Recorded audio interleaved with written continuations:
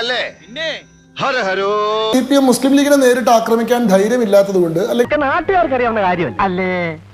മുസ്ലിം ലീഗിനെ ആക്രമിക്കുന്നതിന് പകരം ജമാഅത്തെ ഇസ്ലാമിനെ അടിക്കുകയാണ്. ശരിക്കും അവിടെ അടിക്കാൻ ഉദ്ദേശിച്ചത് ലീഗിനെയാണ്. കാരണം മാറാട് കലാപത്തിൽ നേരിട്ടിട്ട് പങ്കുണ്ട് എന്ന് തോമസ് പി ജോസഫ് കമ്മീഷൻ പറഞ്ഞിട്ടുള്ളത് IUML നെയാണ്, ഇന്ത്യൻ യൂണിയൻ മുസ്ലിം ലീഗിനെയാണ്. ഇതിൽ 139 പേര് അറസ്റ്റ് ചെയ്തതിൽ 62 പേര് ശിക്ഷിക്കപ്പെട്ടതിൽ ബഹുഭൂരിപക്ഷം പേരും മുസ്ലിം ലീഗിന്റെ പ്രവർത്തകരായിട്ടുള്ള ആളുകളാണ്.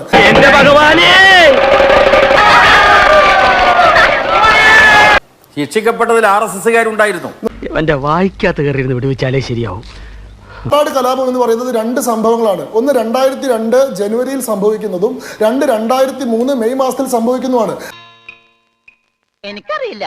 2003 മെയ് മാസത്തിൽ നടന്നിട്ടുള്ള കലാപം എന്ന് പറയുന്നത് ഏകപക്ഷീയമായിട്ടുള്ള ഹിന്ദു വിരുദ്ധ കലാപമാണ്. അതിനെ പറ്റിയിട്ട് അന്വേഷിച്ചിട്ടുള്ള തോമസ് പി ജോസഫ് കമ്മീഷൻ പറയുന്നത് it is not a mere revenge but a one side attack against a particular community എന്നാണ്. ഇത് കേവലം പ്രതികാരത്തിന് വേണ്ടി മാത്രം നടത്തിയിട്ടുള്ളതല്ല, വളരെ കൃത്യമായിട്ടുള്ള ഗൂഢാലോചനയുടെയും ആസൂത്രണത്തോടെയും ഒരു വിഭാഗം മനുഷ്യർക്കെതിരെ നടത്തിയിട്ടുള്ള ആക്രമണമാണ്. BJP-കാരനും പ്രതിയില്ല, അതിലൊരു RSSകാരനും പ്രതിയില്ല. അതിലെ പ്രതികൾ മുഴുവൻ മുസ്ലിം ലീഗിന്റെ പ്രവർത്തകരും NDF-ന്റെ പ്രവർത്തകരുമാണ്.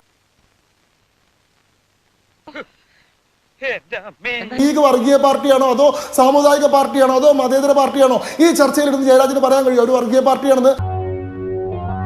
അല്ലെങ്കിൽ നാളെ ആവട്ടെ. 2025 ബംഗ്ലാദേശിൽ നടത്തിയിട്ടുള്ള വംശഹത്യയുടെ പിന്നിൽ പ്രവർത്തിക്കുന്നത് ജമാഅത്തെ ഇസ്ലാമിയാണ്. ഒരു ഐക്യദാർഢ്യ സദസ്സ് ബംഗ്ലാദേശികൾക്ക് വേണ്ടി സംഘടിപ്പിച്ചിട്ടുണ്ടോ? 5000 കിലോമീറ്റർ അപ്പുറത്ത് കിടക്കുന്ന പാലസ്തീനിലെ മനുഷ്യർക്ക് വേണ്ടി ഗാസയ്ക്ക് ഐക്യദാർഢ്യം കൊടുത്തുകൊണ്ട് സദസ്സ് സംഘടിപ്പിക്കുകയും അതിലേക്ക് ക്ഷണിക്കുകയും ചെയ്തിട്ടുള്ള ഇവര് ഈ തൊട്ടടുത്ത് ഇന്ത്യയുമായിട്ട് സാംസ്കാരികമായിട്ടും ചരിത്രപരമായിട്ടും രാഷ്ട്രീയമായിട്ടും ബന്ധമുള്ള ബംഗ്ലാദേശിൽ നടത്തുന്ന കൂട്ടക്കൊലയ്ക്കെതിരെ ഒരു ഐക്യദാർഢ്യ സദസ്സോ ഒരു പ്രാർത്ഥനാ സദസ്സോ സംഘടിപ്പിച്ചിട്ടുണ്ടോ?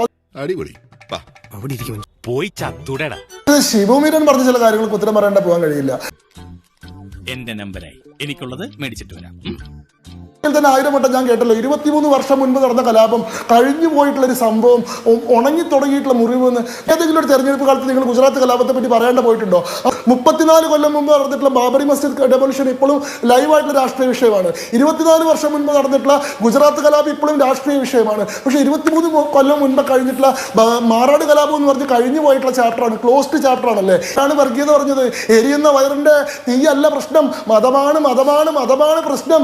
ആ മതത്തിന് വേണ്ടി തന്നെയാണ് ഞങ്ങൾ രാഷ്ട്രീയ പ്രവർത്തനം നടത്തുന്നത്. അതാരണം നടത്താനോ മനുഷ്യരെ വികസിപ്പിക്കാനോ വേണ്ടിയിട്ടല്ല. ഒരു സമുദായത്തിന് കഴിഞ്ഞ 10 വർഷത്തിൽ നഷ്ടപ്പെട്ടു പോയിട്ടുള്ള അവകാശങ്ങൾ തിരിച്ചു പിടിക്കാൻ, ആ സമുദായത്തിന് അത് തിരിച്ചു കൊടുക്കാൻ വേണ്ടിയിട്ടാണ് നമ്മൾ ഭരണം പിടിക്കുന്നതെന്ന്. ആ പറഞ്ഞത് വർഗീയ പരാമർശമല്ലേ?